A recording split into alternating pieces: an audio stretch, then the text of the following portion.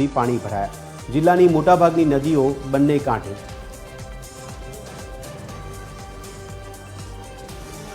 રાજ્યમાં ડૂબી જવાની ઘટનામાં 3ના મોત। ખેડામાં નર્મદા કેનાલમાં 3 યુવકો ડૂબ્યા।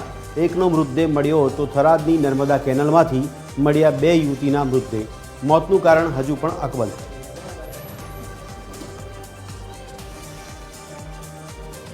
અમદાવાદમાં ભગવાન જગન્નાથની રથયાત્રાના પાવન પ્રસંગોની શરૂઆત। સરસપુરમાં ભગવાનનું મામેરું ભરાયું તો પોલીસ કમિશનરને રથયાત્રાના રૂટનું કર્યું નિરીક્ષણ।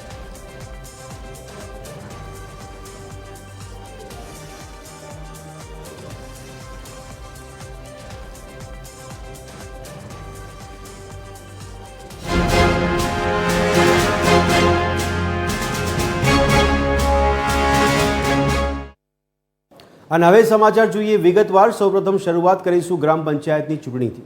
ગુજરાત રાજ્યમાં આજે ગ્રામ પંચાયતની ચૂંટણી માટે મતદાન યોજાયું। સવારે 7 વાગે શરૂ થયેલું આ મતદાન સાંજે 6 વાગે પૂર્ણ થયું હતું, જેમાં લગભગ 81 લાખ મતદારોએ પોતાના મતાધિકારનો ઉપયોગ કર્યો હતો। ચૂંટણી પંચના ડેટા અનુસાર કુલ 4564 ગ્રામ પંચાયતોમાંથી 751 પંચાયતો બિનહરીફ જાહેર કરવામાં આવી છે, જ્યારે 272 પંચાયતોમાં નામાંકન ન થવાને કારણે બેઠકો ખાલી રહી છે। આમ કુલ 3541 પંચાયતોમાં સામાન્ય, વિભાગીય અને મધ્ય સત્ર ચૂંટણી તથા 353 પંચાયતોમાં પેટા ચૂંટણીઓ માટે મતદાન યોજાયું હતું। રાજ્યભરમાં કુલ 3656 સરપંચ અને 16224 સભ્યો ચૂંટાશે। કડી અને વિસાવદર વિધાનસભાની પેટા ચૂંટણીઓના કારણે કડી, જોટાણા, ભેંસાણ, વિસાવદર, જૂનાગઢ ગ્રામ્ય અને બગસરા તાલુકાઓમાં ગ્રામ્ય પંચાયત ચૂંટણીઓ રદ કરવામાં આવી છે, જ્યારે દાહોદના ઝાલોદમાં મોટી હાંડીમાં બબાલ થતાં મતદાન બંધ કરાયું હતું।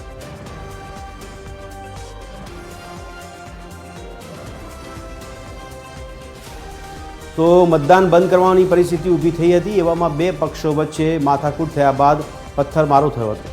આગામી 24 જૂને બૂથ નંબર 2 પર ફરી મતદાન યોજાશે। આ ચૂંટણીઓના પરિણામો 25 જૂનના રોજ જાહેર કરવામાં આવશે।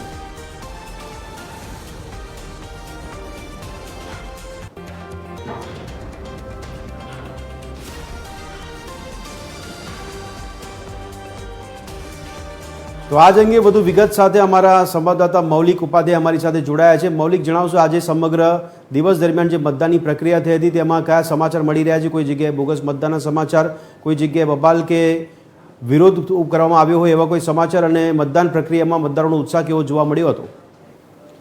બદલ જે રીતે 8000થી પણ વધુ ગ્રામ પંચાયત છે તેની ચૂંટણી આજે યોજાઈ હતી અને 81 લાખ જેટલા મતદારો છે અંદાજિત હતા।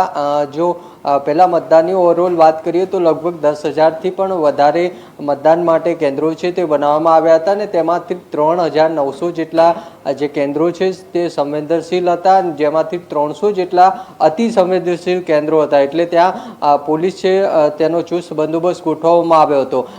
સાથે સાથે બીજી મહત્વની વાત એ છે કે જે આ ગ્રામ પંચાયતની ચૂંટણી યોજાઈ તેમાં બેલેટ પેપરથી મતદાન છે તે કરવામાં આવ્યું હતું, એટલે બેલેટ પેપરનો ઉપયોગ મતદાન માટે કરવામાં આવ્યો હતો।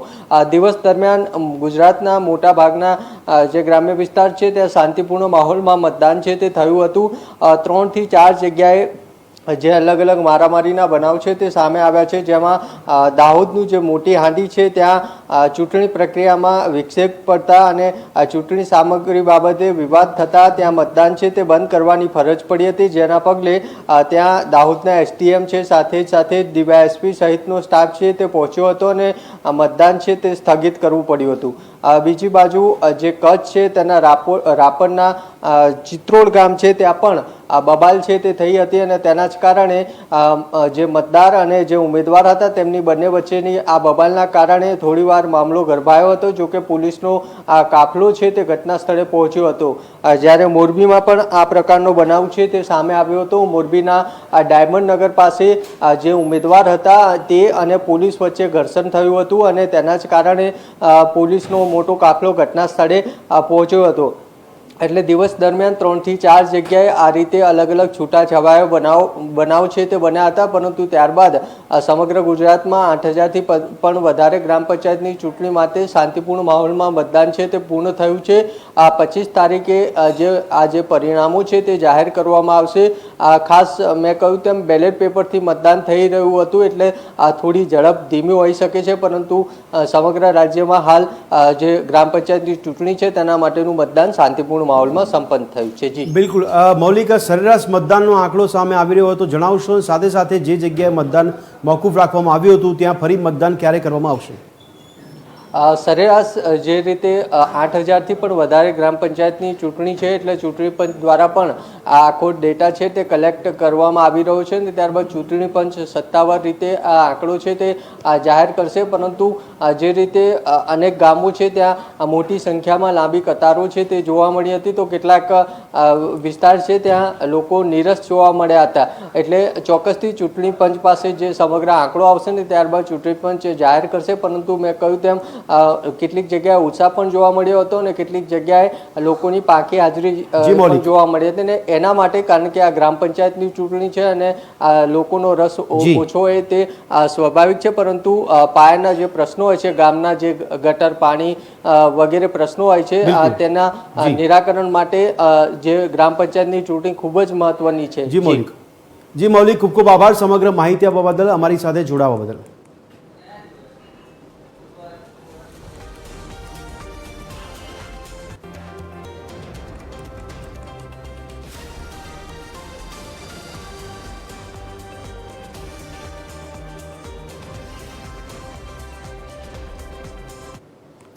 તો આજે સમગ્ર રાજ્યમાં ગ્રામ પંચાયતની ચૂંટણીને લઈને મતદાન થયું હતું, ત્યારે આ વચ્ચે બનાસકાંઠામાં સાંસદ જ્ઞાનીબેન ઠાકોરે તેમના ગામ અબાસણામાં પોતાના મતાધિકારનો ઉપયોગ કર્યો હતો. તો આ તરફ સુરતમાં મંત્રી મુકેશ પટેલે પણ ઓલપાડના નઘોઈ ગામે મતદાન કર્યું હતું. મુકેશ પટેલે તેમના પરિવાર સાથે મતદાન કર્યું હતું. તો આ તરફ બનાસકાંઠાના વાવના ધારાસભ્ય સ્વરૂપજી ઠાકોરે પણ તેમના વતન બિયોક ગામમાં મતાધિકારનો ઉપયોગ કર્યો હતો. એ યોજાય ત્યારે હાર અને જીત એ નિશ્ચિત હોય છે. જે સરપંચ જીતે એ તમામ ગામ લોકોને સાથે રાખીને ગામનો વિકાસ કરે, અને જેને પરિણામ નથી આવ્યું એ બીજી વખત પ્રયત્ન કરે, પણ એક સમરસતાનો ભાવ અને ગામની અંદર ભાઈચારાની ભાવના હચવાઈ રહે એવી હું તમામ મતદારોને અને સૌ એમના ઠેકેદારોને, ઉમેદવારોને એમની પાસે અપેક્ષા રાખું છું, એમને વિનંતી કરું છું. આ કાયદો વ્યવસ્થા પૂરેપૂરું જળવાય અને ચૂંટણી પત્યા પછી કોને આપ્યો અને કોને ના આપ્યો એ કોઈ હિસાબોમાં ના પડે, લોકશાહીને ટકાવવા માટેનું કામ કરે. સમગ્ર ગુજરાતની અંદર અને ખાસ કરીને દક્ષિણ ગુજરાતની અંદર આજે સવારથી વરસાદનો માહોલ છે.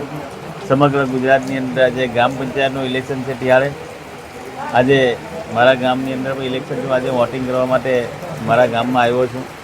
ખૂબ લોકોનો ઉત્સાહ છે, લોકો વોટિંગ કરે છે. આટલા વરસાદની અંદર પણ આજે જોવું છે અમારા દરેક લોકો દરેક ગામની અંદર ઇલેક્શન છે, વોટિંગ કરવા આવ્યા છે. મને પણ ખુશી છે, ધારાસભ્ય બન્યા પછી આ વિસ્તારની અંદર જે વાવ વિધાનસભાનો વિસ્તાર આવે, વિસ્તારની અંદર 18 જેટલી બિનહરીફ ગ્રામ પંચાયતો થઈ છે અને બીજી જે બાકી છે ત્યાં ચૂંટણી થઈ રહી છે, પણ દરેક જગ્યાએ શાંતિપૂર્ણ મતદાન થઈ અને જે પણ જે સરપંચ ચૂંટણી આવશે એ સરપંચની સાથે રહી અને અમે સૌ સાથે મળી અને ગામનો વિકાસ કરીશું. તો હવે વાત કરીશું મતદાનમાં મગજમારી.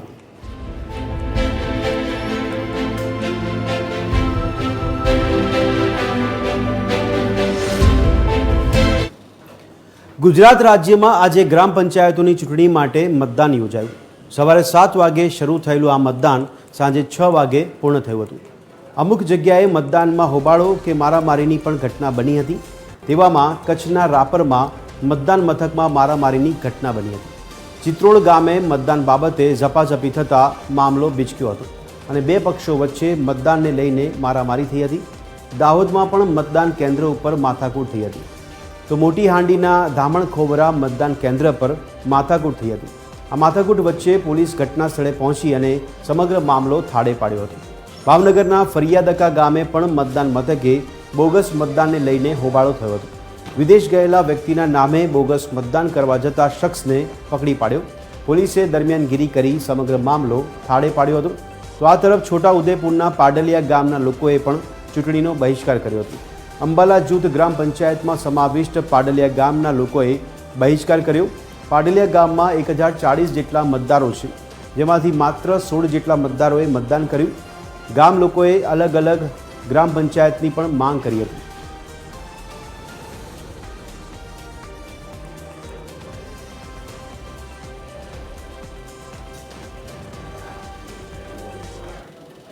તો હવે વાત જેઠમાં જામ્યો.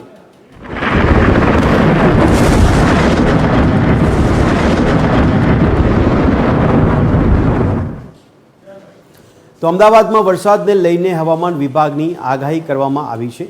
આગામી 7 દિવસ રાજ્યમાં વરસાદની શક્યતા વ્યક્ત કરાઈ છે. સૌરાષ્ટ્રમાં પોરબંદર, જામનગર, જૂનાગઢ અને દ્વારકામાં ભારે વરસાદની આગાહી છે. તો આ તરફ સુરેન્દ્રનગર, બનાસકાંઠા, કચ્છ અને દક્ષિણ ગુજરાતમાં આજે અતિ ભારે વરસાદની આગાહી કરવામાં આવી હતી. આજે બનાસકાંઠા અને સાબરકાંઠામાં પણ વધુ વરસાદ રહેવાની શક્યતા વ્યક્ત કરાઈ હતી. અમદાવાદમાં આજે કેટલાક વિસ્તારોમાં ભારેથી અતિ ભારે વરસાદની આગાહી કરવામાં આવી હતી. દ્વારકા, પોરબંદર, રાજકોટ, જામનગર, નવસારી, વલસાડ અને દાદરાનગર હવેલી તથા દમણમાં રેડ એલર્ટ અને કચ્છમાં ઓરેન્જ એલર્ટ આપવામાં આવ્યું છે.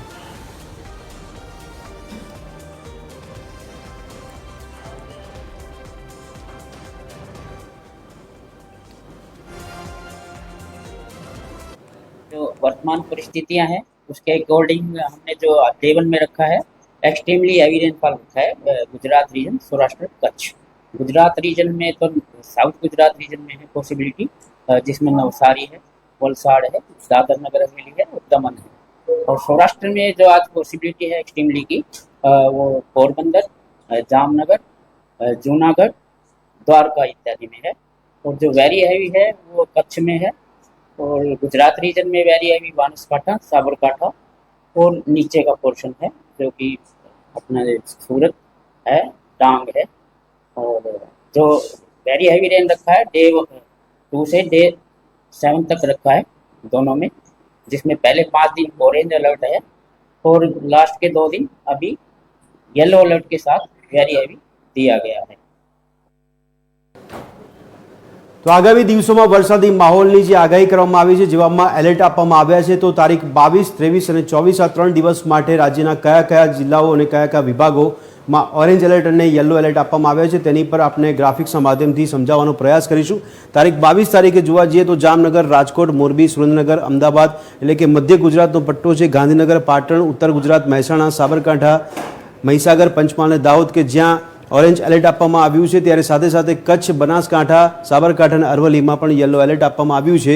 આ 22 તારીખની સ્થિતિ જાણવા મળી રહી છે. નવસારી અને વલસાડમાં પણ યલો એલર્ટ આપવામાં આવ્યું છે. ત્યારે આ સ્થિતિ છે 22 તારીખની. 22 તારીખમાં કયા કયા વિસ્તારો છે તેને એલર્ટ આપવામાં આવ્યું છે. ત્યારે નવસારી, વલસાડમાં ઓરેન્જ એલર્ટ આપવામાં આવ્યું છે. કચ્છમાં, બનાસકાંઠામાં, સાબરકાંઠામાં તથા અરવલ્લીમાં ઓરેન્જ એલર્ટ આપવામાં આવ્યું છે. તો આ તારીખથી વાત થઈ 22 તારીખની. 22 તારીખ બાદ વાત કરીશું 23 તારીખની કે જ્યાં 23 તારીખે પણ કયા કયા વિસ્તારો છે જ્યાં એલર્ટ આપવામાં આવ્યા છે, જ્યાં કચ્છ, પાટણ, મહેસાણા, સાબરકાંઠા, ગાંધીનગર, અરવલ્લી, મહીસાગર, ખેડા, અમદાવાદ, આણંદ, મધ્ય ગુજરાતનો પટ્ટો છે, જામનગર છે, રાજકોટ છે, મોરબી છે, બોટાદ છે કે જ્યાં પણ યલો એલર્ટ આપવામાં આવ્યું છે. ત્યારે બનાસકાંઠા, અમરેલી, ભાવનગર, નવસારી, વલસાડમાં ઓરેન્જ એલર્ટ આપવામાં આવ્યું છે. આ તારીખથી વાત થઈ